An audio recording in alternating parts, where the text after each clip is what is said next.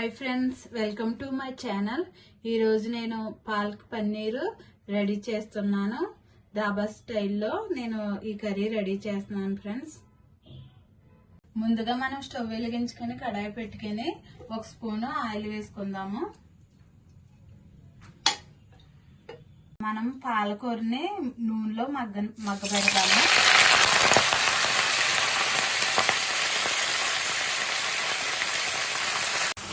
పాలకూర అయితే ఇలాగ నూనెలో మగ్గించుకోవాలి. మనం వేడి నీళ్ళలో వేసి పాలకూర ఉడకపెడితే అందులోనే పోషకాలు పోతాయి. ఇలాగ ఆయిల్లో కొంచెం ఇలాగ మనం మగ్గనించి మిక్సీ పట్టుకుంటే చాలా బాగుంటుంది. పాలకూర ఇలా మగ్గితే సరిపోతుంది. మనం ఇప్పుడు స్టవ్ ఆఫ్ చేసి చల్లారాక మిక్సీ పట్టుకుందాం. మనం పాలకూర చల్లారి లోపల మనం ఉల్లిపాయలు టమాటాలు మిక్సీ పట్టుకుందాం. 2 ఉల్లిపాయలు కట్ చేసుకున్నాను, మిక్సీ గిన్నెలు వేసుకుంటున్నాం.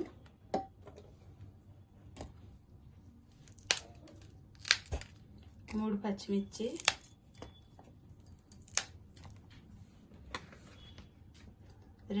2 టమాటా ముక్కలు కట్ చేశాను.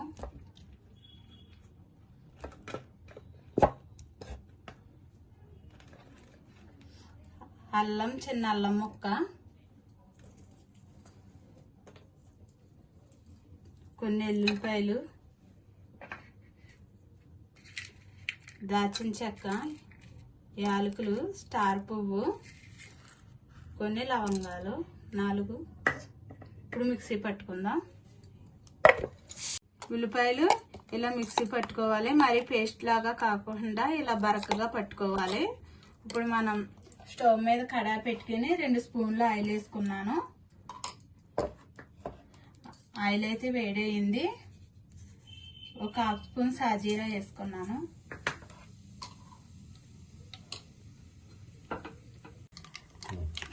ఇప్పుడు మనం మిక్సీ పట్టుకున్న ఉల్లిపాయలు, టమాటాలు పేస్ట్ వేసుకుందాం.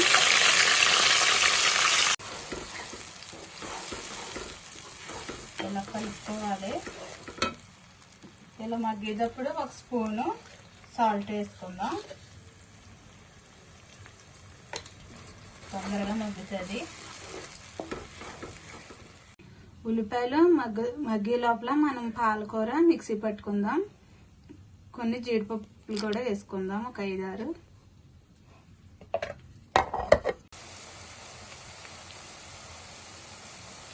ఇప్పుడు ఉల్లిపాయలు మగ్గిన తర్వాత 1/2 స్పూన్ పసుపు, 1 స్పూన్ కారం, 1 టీ స్పూన్ ధనియాల పొడి,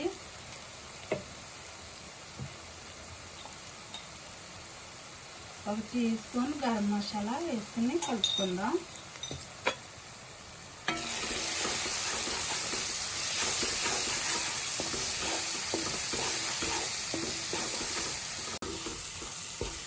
ఇప్పుడు మనం మిక్సీ పట్టుకున్న పాలకూరను కూడా వేసుకుందాం.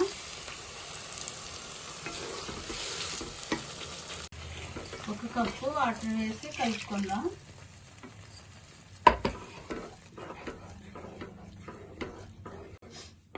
ఇలాగా మనం కొన్ని వాటర్ పోసుకుని 1 కప్పు కలుపుకొని స్టవ్ మీడియం ఫ్లేమ్లో పెట్టుకుని ఉడికించుకుందాము.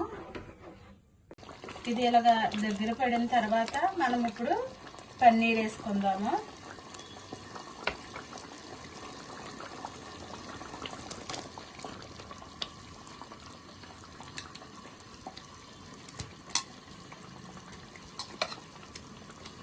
ఈ పన్నీర్ కూడా 2 నిమిషాలు ఈ పాలకూరలో ఉడకనివ్వాలి.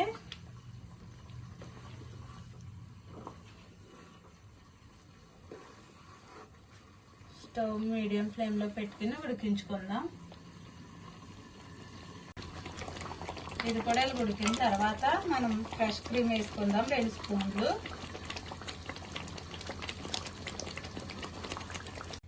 పన్నీరు ఇలాగా విడిపోకుండా కలుపుకోవాలి.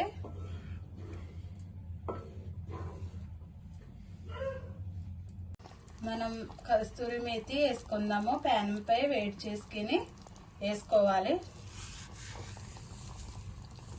ఇది వేసుకుంటే చాలా టేస్ట్గా ఉంటుంది పాలక్ పన్నీరు.